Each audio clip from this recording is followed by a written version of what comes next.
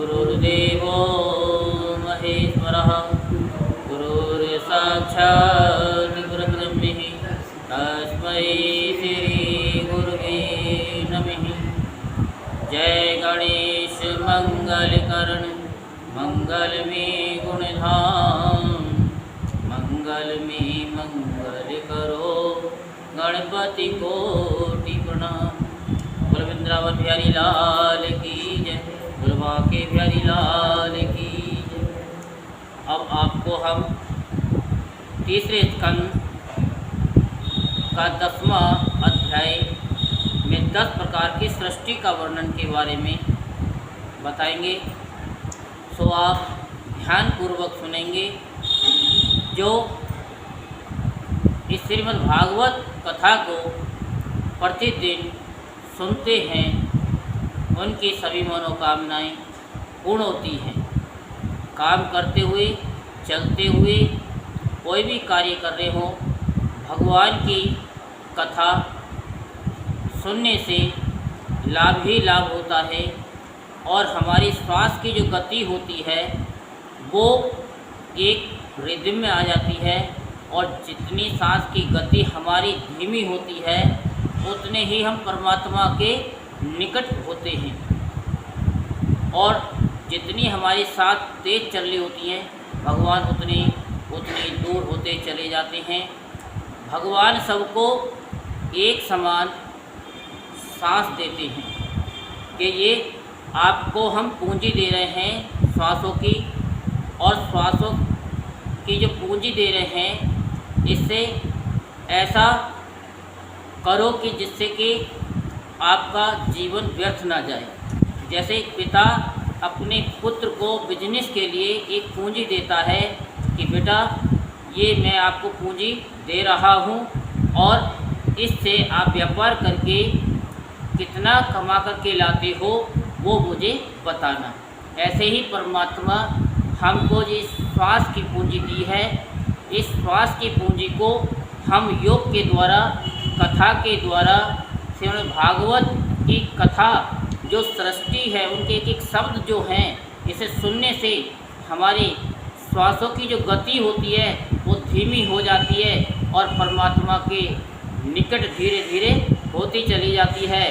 इस तरीके से होती है कि जैसे हम अपनी आँखों को बिना शीशे के नहीं देख सकते, ऐसे ही भगवान हमारे इतने निकट आ जाते हैं कि फिर उनको मन की आँखों से हम उनको अनुभव करने लगते हैं। तो यहीं पर राधे राधे तो बोलना ही पड़ेगा। जय जय श्री राधे श्याम, जय जय श्री राधे श्याम, जय जय श्री राधे श्याम। सच्चिदानंद रूपाय विश्वोत्पत्त्यादिहेतवे तापत्रे विनाशाय श्री कृष्णाय वयं नमः। बोल वृंदावन बिहारी लाल की। अब आप 10 प्रकार की सृष्टि का वर्णन सुनेंगे।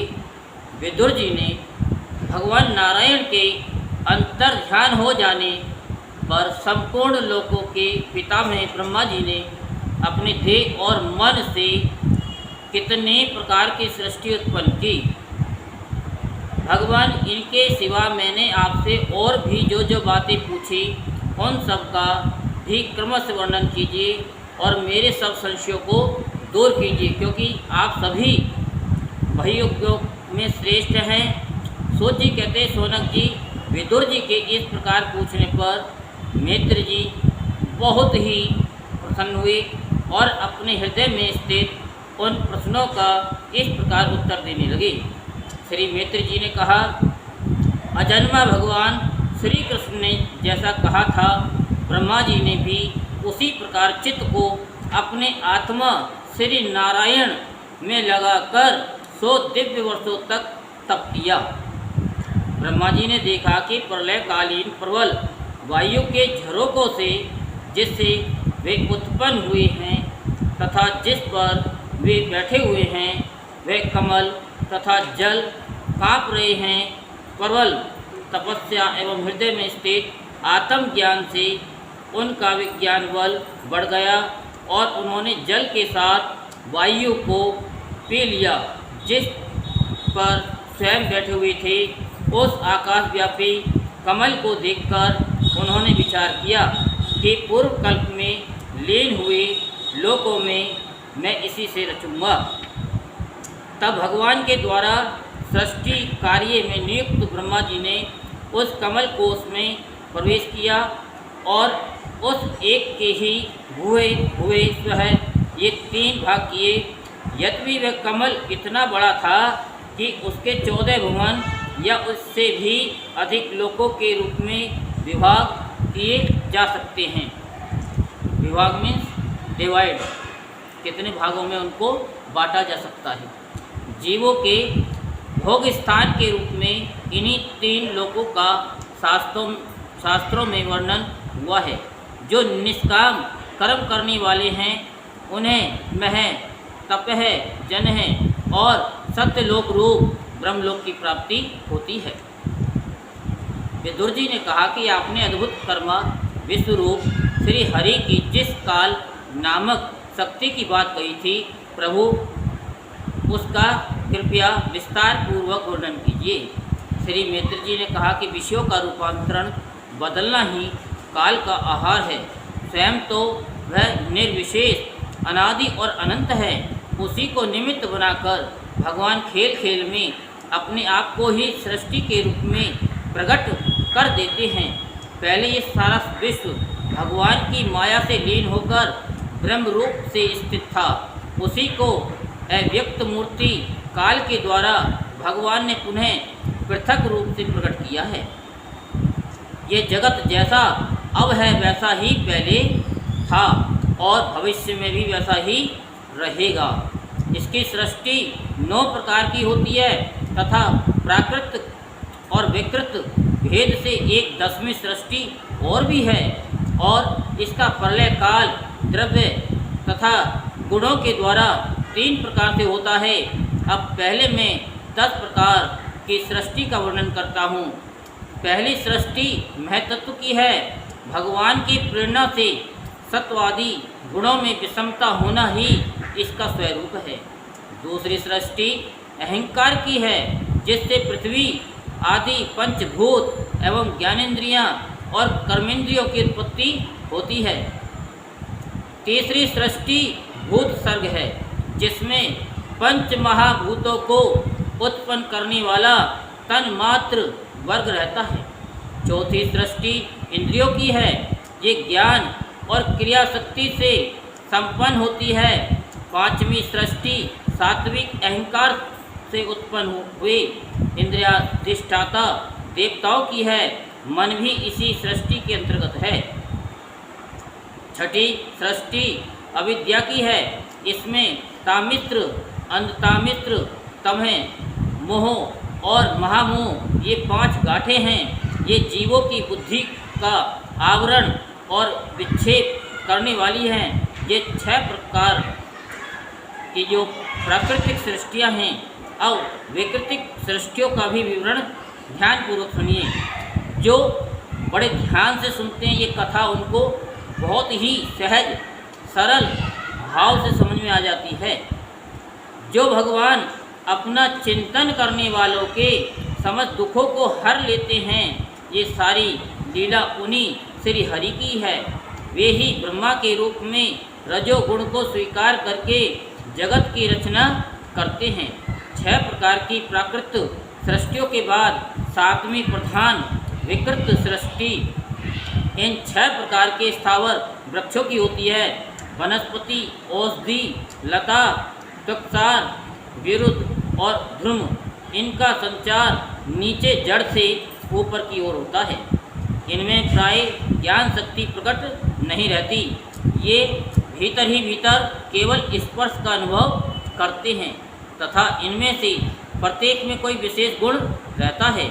8वीं सृष्टि त्रियक योनि पशु पक्षियों की है। वह 28 प्रकार की मानी जाती है। इन्हें काल का ज्ञान नहीं होता। तमोगुण की अधिकता के कारण ये केवल खाना पीना, मैथुन करना, सोना, आदि ही जानते हैं। इन्हें सूंघने मात्र से वस्तुओं का ज्ञान हो जाता है। इनके हृदय में विचार शक्ति या दूरदर्शिता नहीं होती। साधु श्रेष्ठ, इन त्रियक में गौ, बकरा, भैंसा, कृष्ण मृग, सूअर, नीलगाय, रुरु नाम का मृग, भेड़ और ऊँट, ये द्विशक यानी 2 खुरों वाले पशु कहलाते हैं। गधा, घोड़ा, खच्चर, गौरमुख, सर्प और चमरी, ये एक शक 1 खुर वाले हैं।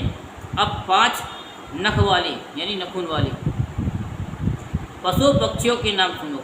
कुत्ता, गीदड़, भेड़िया, बाघ, बिलाव, खरगोश, शाही, सिंह, बंदर, हाथी, कछुआ, गोह और मगर आदि पशु हैं। कंग, बगुला, गिद्ध, बटैर, बाज, घास, भल्लुक, मोर, हंस, सारस, चकवा, कौवा और उल्लू आदि उड़ने वाले जीव पक्षी कहलाते हैं। विदुर जी, नवी सृष्टि मनुष्यों की है। यह एक ही प्रकार की है। इसके आहार का प्रवाह ऊपर मुंह से नीचे की ओर होता है। मनुष्य रजोगुण प्रधान, कर्मपरायण और दुख रूप विषयों में ही सुख मानने वाले होते हैं। स्थावर, पशु पक्षी और मनुष्य, ये तीनों प्रकार की सृष्टियाँ तथा आगे कहा जाने वाला देव सर्ग विकृत सृष्टि है तथा जो महतत्वादी रूप वैकारिक देव सर्ग है उसकी गणना पहले प्राकृतिक सृष्टि में की जा चुकी है। इनके अतिरिक्त सनत कुमार आदि ऋषियों का जो कौमार सर्ग है वह प्राकृतिक विकृत दोनों प्रकार का है। देवता, पितृ, असुर, गंधर्व, अप्सरा, यक्ष, राक्षस, सिद्ध, चारण, विद्याधर, भूत, प्रेत, पिशाच और किन्नर, किम पुरुष, अश्वमेध आदि भेद से देव सृष्टि 8 प्रकार की है। विदुर जी, इस प्रकार जगतकर्ता श्री ब्रह्मा जी की रची हुई यह 10 प्रकार की सृष्टि मैंने तुमसे कही। अब आगे मैं वंश और मनवंतरादि का वर्णन करूँगा। इस प्रकार सृष्टि करने वाले सत्य संकल्प भगवान हरि ही ब्रह्मा के रूप से प्रत्येक कल्प के आदि में रजोगुण से व्याप्त होकर स्वयं ही जगत के रूप में अपनी ही रचना करते हैं। यहीं पर 10वां अध्याय संपूर्ण होता है। बोल वृंदावन बिहारी लाल की जय, बोल बांके बिहारी लाल की जय। जय जय।